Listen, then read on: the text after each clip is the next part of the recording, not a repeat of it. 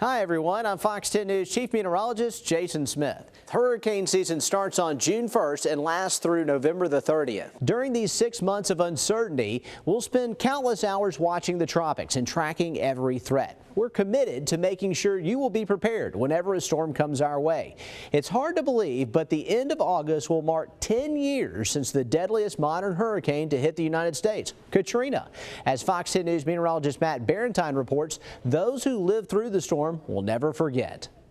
10 years ago, as Katrina took aim at the Gulf Coast, one of the most dramatic stories Fox 10 News brought you happened at the Tivoli Hotel in Biloxi. A dozen people decided to ride out the storm at the beachside hotel. We interviewed the manager, Herb Elsey, as they waited.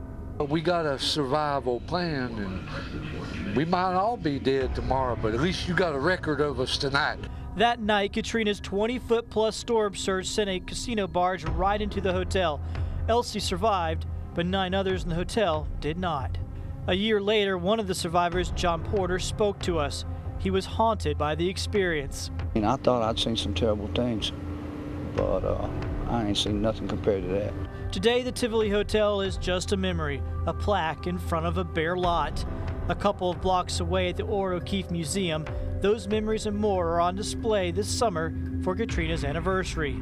It's very difficult for me. Patricia Lawrence works at the museum. Even so, the exhibit is a tough reminder of when her home's roof was ripped away and her community was devastated. I've only been through the exhibits twice. I tried to avoid them. It's memories that we really don't want to relive it. Museum director Kevin O'Brien says in the 2 months the exhibit has run, 10,000 people have walked through. Many visitors had little idea what coastal Mississippi experienced during Katrina. And people just didn't realize how devastating the damage was here and how tough it was to go back. It makes me want to cry. It's pretty devastating. Missourian Melissa Coward is one of the visitors taking in the exhibit. She was visibly moved. As I'm reading it and listening to it, I'm like, just imagine what they had went through. Lawrence doesn't have to imagine. She knows. She also knows she doesn't want to see people take chances again like they did that fateful night at the Tivoli Hotel. Don't stay. So many people died and were injured because they stayed to protect their things. It's just things. Leave if they say it's going to be a high surge. Don't stay somewhere where it's not safe. Hard-earned words of experience.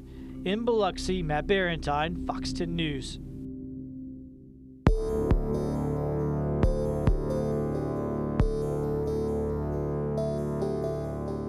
Katrina left its biggest mark in New Orleans. There were more than 50 levee breaches.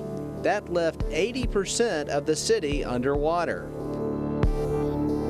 Survivors waited on the rooftops for rescue by the Coast Guard. But many people never made it to higher ground. Katrina killed more than 1,500 people in Louisiana. It was the storm that New Orleans had feared for generations.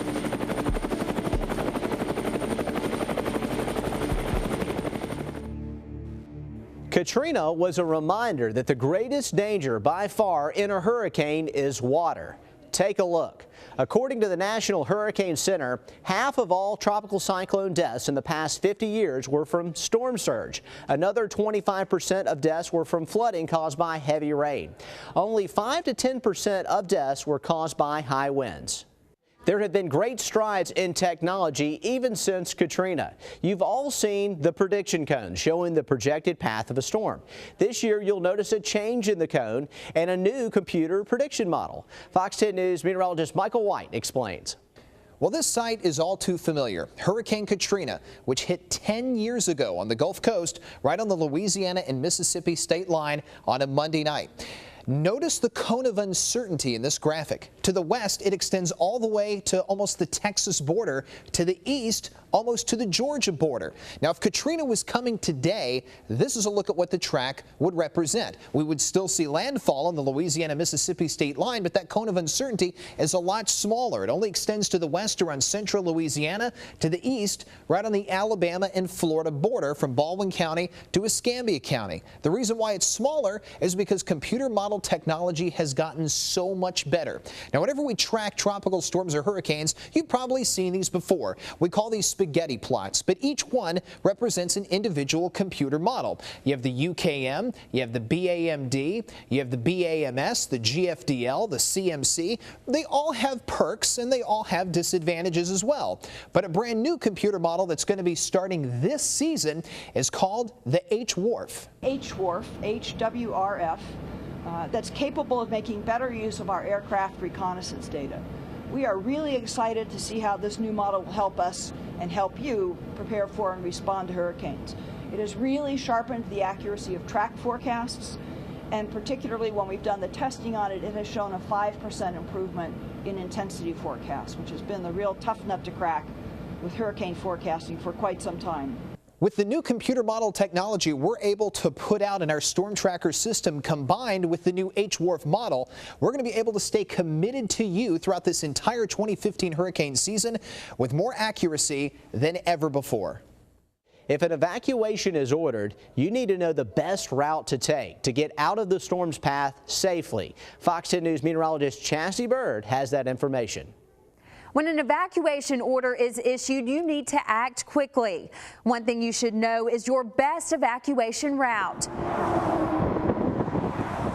The Beach Express in Baldwin County is now linked to I-10. That will make it easier to get out of the path of an approaching storm.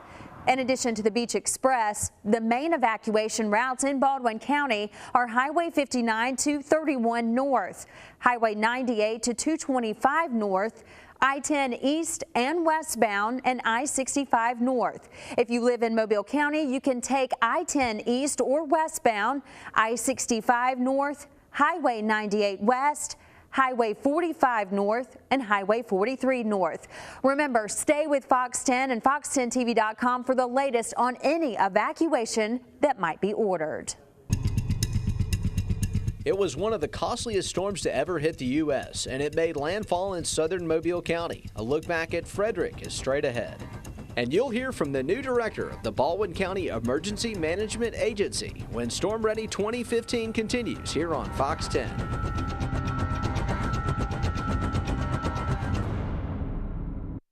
A good possibility that this system could hit 50 miles either side of Mobile Bay right now.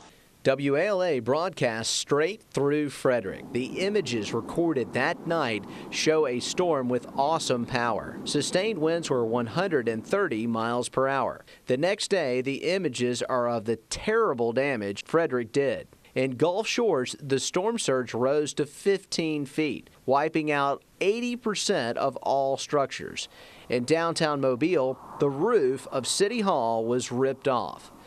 The surge also washed away the bridge to Dolphin Island.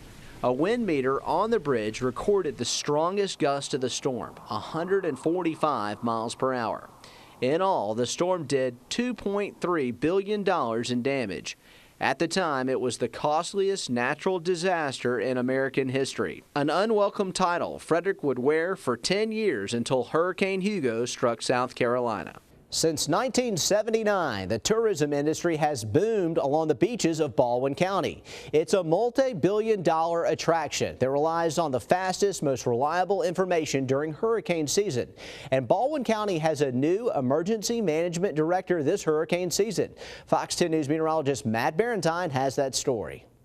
Fortunately, it's been 10 years since our coastline was impacted by a major storm. But that also means there are plenty of people in our area who have never experienced a hurricane.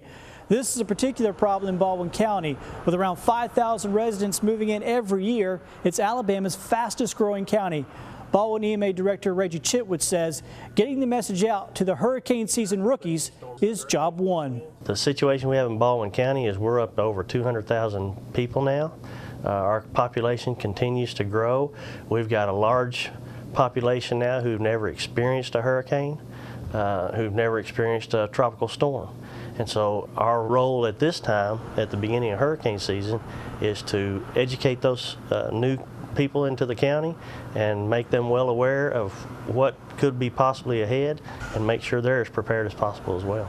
Chitwood also says it's important for longtime residents to not get complacent and plan for every hurricane season the same. If a hurricane or a tropical storm heads our way, emergency officials will open shelters. Fox 10 News meteorologist Michael White has the information on that. A shelter could be your best option to stay safe in a storm. Many times, schools are used as safe havens during these dangerous times, and certain shelters are designated for those who have special needs. If you have to go to a shelter, make sure you have blankets and other sleeping materials, as well as any medicine you might need. You need to keep it here on Fox 10 or head to our website, fox10tv.com, to get the latest information on which shelters will open in the event of a storm. Even Category 1 storms can cause big problems. This hurricane left its mark with record rainfall. And we'll let you know what supplies you'll need to be storm ready.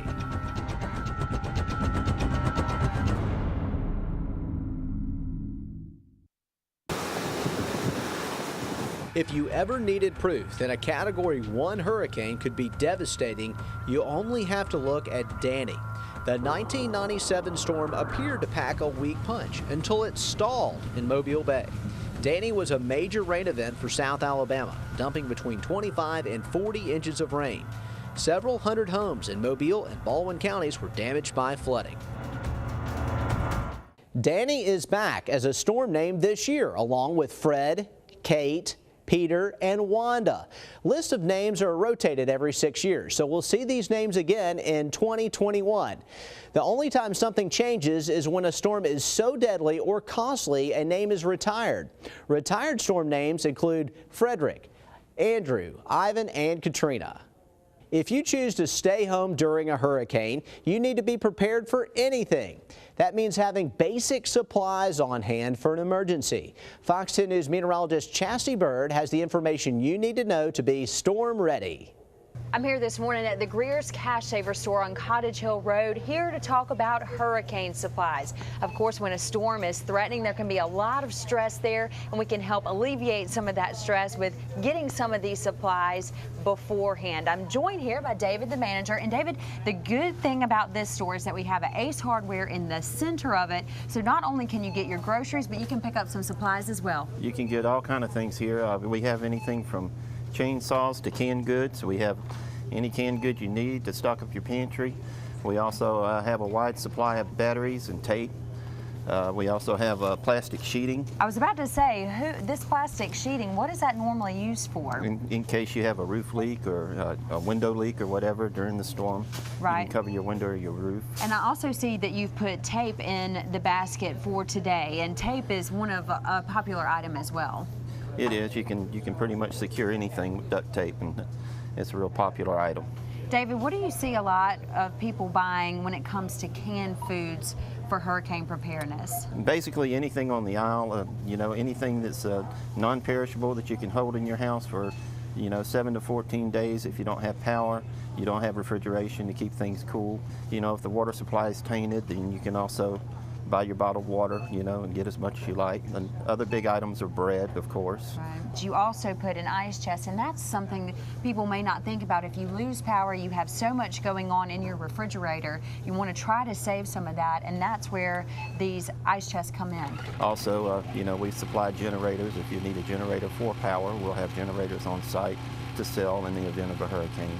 And there's Greer's and Greer's Cash Savers all over the Gulf Coast. Yes, ma'am. We have 33 stores in Mississippi, Alabama, and Florida.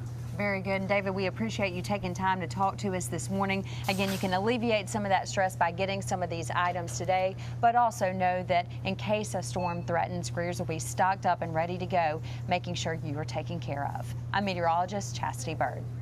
If you'd like a complete list of recommended supplies, you can find it on our hurricane page at fox10tv.com. A Category 5 storm, the strongest on the Saffir-Simpson scale, slams into the Gulf Coast, leveling everything in its path with a massive wall of water. We'll show you if you live in a vulnerable area when Storm Ready 2015 continues.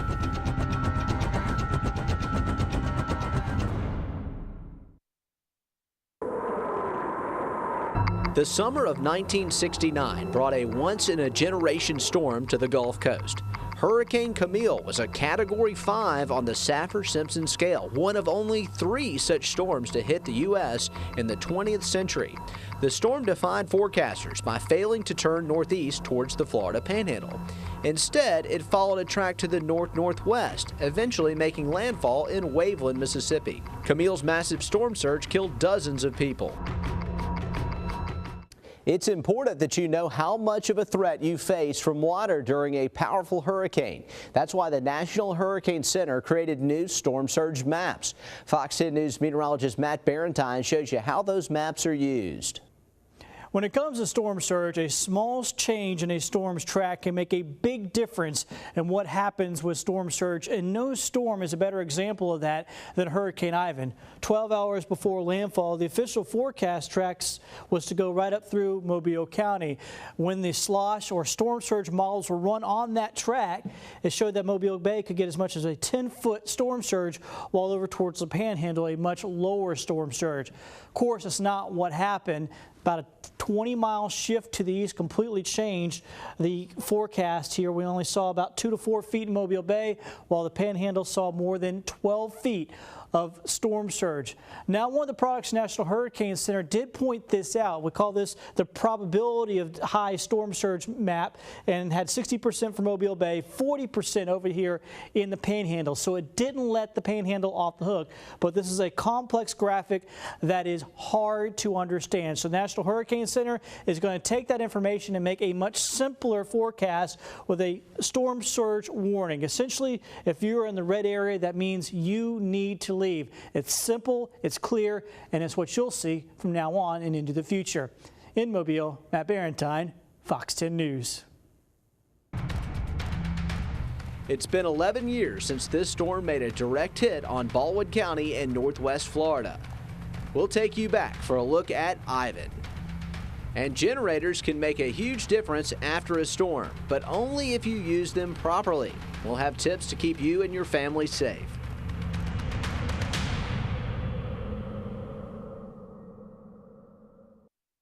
Sheriff's Department 911. My mother cannot breathe. Okay, where's she at? She's in my kitchen. We're trying to get her out, but this storm is so bad, it's so destructive, but there's nothing I can do. Me and my dad are trying our best. Okay. We're going to lose our mom, man. That was just one of the many desperate 911 calls made during Hurricane Ivan. The Category 3 storm devastated areas of Baldwin County and northwest Florida. 8 people died in the Florida Panhandle, and the damage from Ivan topped out at nearly $14 billion.